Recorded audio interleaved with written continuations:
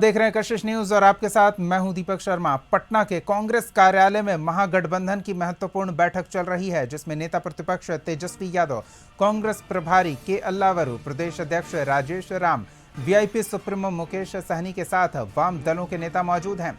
महागठबंधन की यह दूसरी बैठक है। उम्मीद जताई जा रही है कि सीट शेयरिंग समेत अन्य मुद्दों पर इस बैठक में बातचीत होनी है।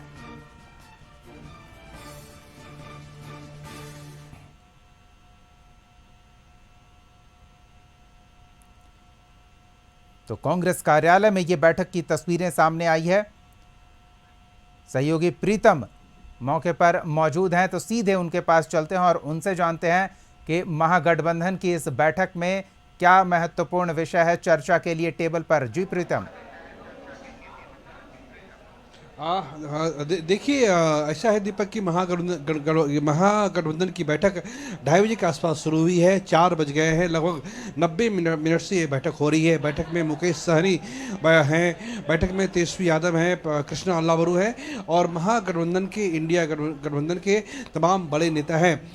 जो अंदर से जो खबर आ रही है उसमें यह है कि मुकेश सहनी ने ये मांग की है कि समय रहते उम्मीदवारों की घोषणा कर दी जाए, ताकि बेहतर प्रबंधन हो सके और चुनाव में जो समय मिलता है उसका बेहतर उपयोग किया जा सके। जब मुकेश सहनी को अंदर में बोलने का मौका दिया गया तो मुकेश सहनी ने कहा कि लोकसभा चुनाव में हम लोग इसलिए हारे थे क्योंकि समय से उम्मीदवारों की घोषणा नहीं हुई थी, लेकिन अगर इस बार विधानसभा चुनाव में समय से उम्मीदवारों की घोषणा हो गई तो इसका बेहतर लाभ हमें मिल सकता है। ये बात मुकेश सहनी ने बैठक में रखी है और साथ ही साथ तेजस्वी यादव को लेकर भी बातचीत हो रही है।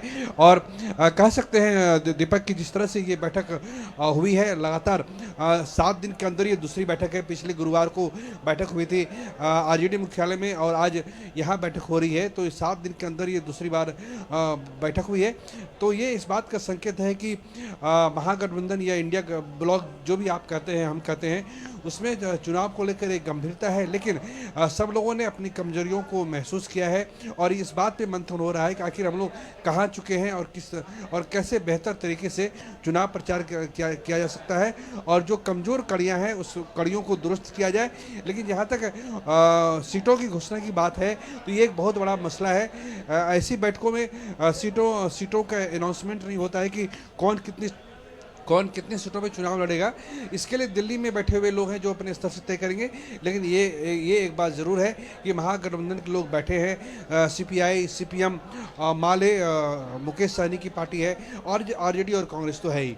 जी बिल्कुल जी दीपक, क्या लगता है कि जो कोऑर्डिनेशन कमेटी है उसका कम से कम एक स्वरूप सार्वजनिक किया जा सकता है? ऐसी स्थिति में आ सकते हैं महागठबंधन के नेता? नहीं, देखिए, कोऑर्डिनेशन कमेटी का जो स्वरूप है वो पिछले हफ्ते ही बता दिया गया था कि तेजस्वी यादव उसकी अगुवाई करेंगे और उसमें 4 सदस्य होंगे। ये पिछले हफ्ते ही बता दिया गया था और तेजस्वी यादव चूँकि बिहार में नेता प्रतिपक्ष है, पिछले मरतबे सरकार में थे तो उनके पास सरकार चलाने का अनुभव है, एक बड़ा वोट बैंक है, इसलिए तेजस्वी यादव को इसकी अगुवाई दी गई है।